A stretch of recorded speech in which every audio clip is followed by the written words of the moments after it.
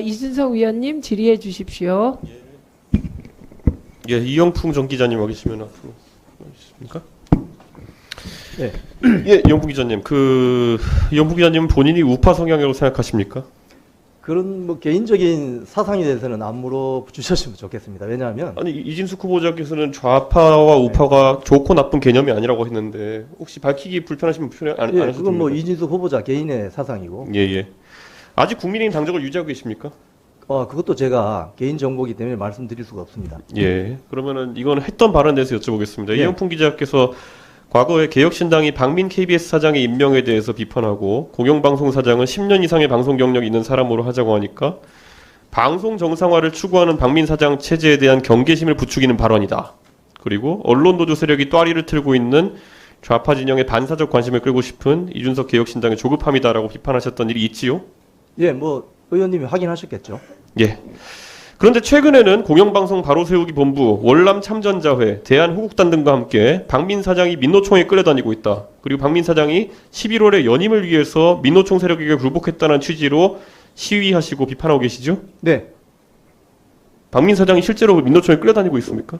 지금 박민 사장이 취임한 이후에 KBS 내부의 민노총 세력이 더 늘어나고 있습니다.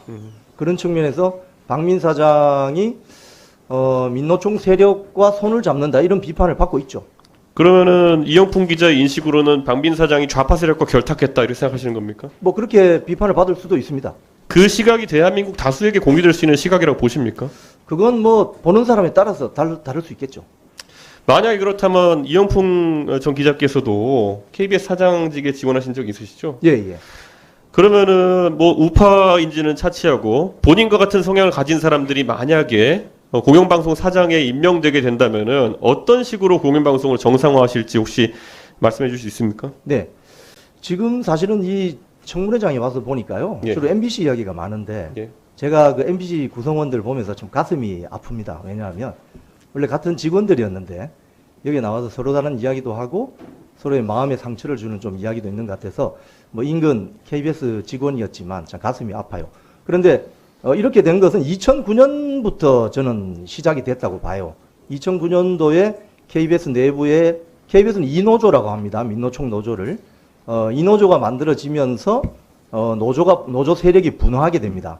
그런데 그래서 민노총 세력이 2009년도부터 똘똘 뭉치게 됩니다. KBS, MBC 할 것 없이 민노총 언론노조는 15,000명인데 그 중에 KBS, MBC를 합치면 한 3,500명, 최대 메이저 주주입니다. 예, 기자님, 죄송한데, 뭐, 그러니까 결국에는 네. MBC랑 비슷하게 좌파가 장악하고 있다, 이 말씀 하시려고 하신 건가요?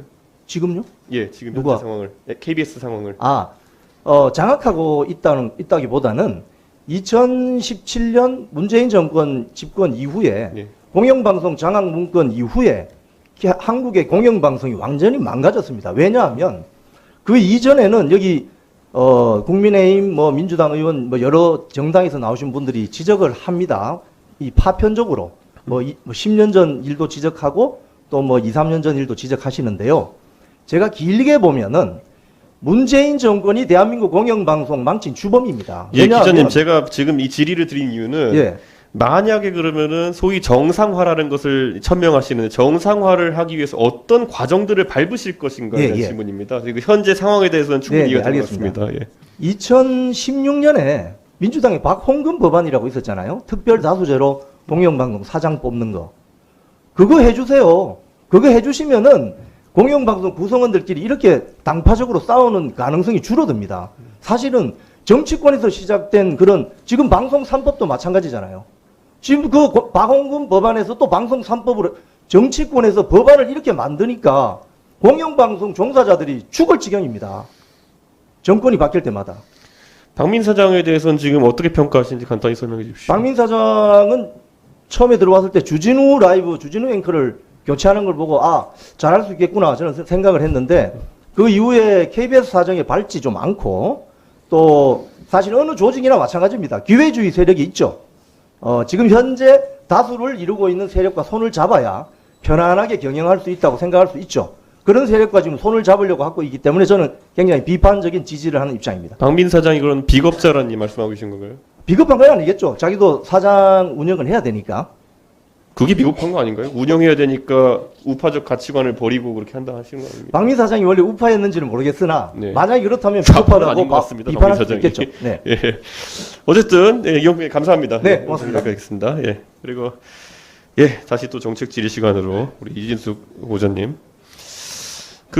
지금 이게 윤석열 정부 하에서 저희가 과기부 장관님을 모시고도 예를 들어 의대 증원이나 이런 문제에서 과기부 장관은 과학기술계 입장을 대변해서 국무회의나 이런 곳에서 할 말을 해야 된다. 임명권자인 대통령에게 할 말을 해야 된다. 이런 말씀을 드리는데 그게 실제로 잘 이루어지지 않아가지고 우리 위원회에서 지적한 바가 있습니다. 지금 현재 방통위 같은 경우에도 저희가 OTT 진흥에 대해 가지고 몇 번 얘기한 바가 있습니다.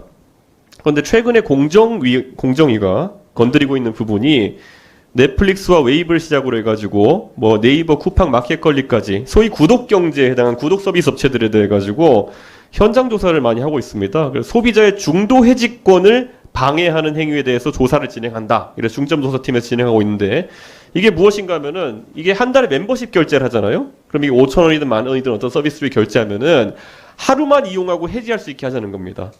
예를 들어 5,000원짜리 넷플릭스 뭐 10,000원짜리 뭐 이런 걸 구독하게 되면은 30으로 나누면 얼마니까 한 150원 정도 내고 하루만 해지할 수 있게 하자는 거거든요. 근데 이게 언뜻 보면은 소비자에게 합리적인 어떤 그 권리인 것처럼 보이지만은 실제 콘텐츠 사업을 영위하는 업체들 입장에서는 날벼락 같은 이야기입니다. 아마 우리 후보자님 혹시 그 OTT에서 드라마 같은 거 보신 적 있습니까? 있습니다. 그러면 소위 시리즈물 같은 경우에는 하루에 몰아보기 이런 식으로 해서 10편씩 보는 경우도 있고 하루에 몰아보는 경우도 있거든요. 그럼 이 제도대로라면은 수백억을 투자한 콘텐츠 업계 입장에서는 어떤 그 소비자가 와서 150원 정도 내고 하루 보고 해지해버리면은 그게 콘텐츠 비용이 된다는 것이거든요. 저는 공정위의 이런 움직임에 대해 가지고 또 방송 관련 또 주무 기관인 방통위의 수장이 되고자 하는 분에서 어떤 입장이십니까? 그 이전에는 이 부분에 대해서 구체적으로 생각을 해본 것은 없습니다. 예. 다만 넷플릭스도 그렇고 또 쿠팡 같은 경우에도 보면은 예. 멤버십 가입하게 되면 한 달 무료라든가 예. 최근에는 보면 킨들 같은 경우도 마찬가지고 네. 회원 멤버십을 가입하게 되면 한 달 무료 이런 서비스도 있지 않습니까? 네. 아마 그런 서비스가 있는 건 알고 있는데 한 달 하루만- 무료보다 예. 이거는 하루 쓰고 예. 해지해버리는 것을 하루만 공정위가 보고, 권한을 예. 주겠다는 겁니다. 그러니까 흔히 보면 VOD가 예. 한 건 보는 경우는 종량제죠. 뭐, 예, 예. 1,000원, 그러니까 하루 보는 거는 2,000원, 일주일 보는 예. 거는 뭐 4,000원 이런 식으로 하는 것도 있지 않습니까? 예. 구체적으로 이 의원님 제시하신 그 부분에 대해서는 생각하지 못했는데 실질적으로 예. 뭐 하우스 오브 칼스 같은 경우는 뭐 수십 편에 달하겠습니다만은 그런 것 같은 경우는 하루나 이틀에 몰아보고 소액만 결제하면 끝나겠다. 그렇게 되면 컨텐츠 제작사들한테는 엄청나게 큰 피해를 유발할 수 있겠구나. 이 문제가 그런 생각이 지금 듭니다. 예, 이 문제가 되는 이유가 20년 전에 제정된 방문 판매법이라는 걸 근거로 해가지고 이게 원래 헬스클럽이나 수영장 끊어가지고 하루 다니고 해지하면은 환불해줘라 이런 취지의 법안이고 뭐 신문 보다가 하루 보고 끊어라 이런 건데 사실 이대로 되면은 앞으로 사실 구독 경제라는 건 사라질 수밖에 없는 상황이거든요. 그러면 방송 컨텐츠 진흥을 해야 되는 방통위원장 입장에서 공정위와 이런 부분에 대해 가지고 다른 의견을 갖고 얘기하실 수 있겠습니까? 잘 살펴보겠습니다. 그런데 이 부분에서 약간 우려되는 것이 저희 의원실에서 과기부의 OTT 요금 인하 방안 주문건에 대해 가지고 대통령실에서 요청한 내용 이런 것들도 있고 방통위에 그런데 저희가 물어봤을 때는 OTT 요금 관련해서는 방통위 소관이 아니라는 답변을 이제 시장조사심의관 쪽에서 보내왔는데 사실 방통위가 OTT 요금을 다루는 것이 전 자연스럽다 보거든요. 그래서 앞으로 방통위의 업무 분장에 이런 OTT 관련 정책을 전반을 놓고 고민해 줬으면 하는 부탁을 드리겠습니다. 바로 그런 이유 때문에 사실은 규제는 방통위가 하고 진흥은 또 과기부 내지는 문화관광부가 하기도 하는데 통합 미디어법이 필요하다는 그런 필요성이 제기가 되고 있는 것 같습니다. 예, 여기까지 하겠습니다. 예, 수고하셨습니다. 지금 말하신 정부조직법 관계된 얘기는 이 역사가 기니까 함부로 말씀하시면 안 됩니다. 예.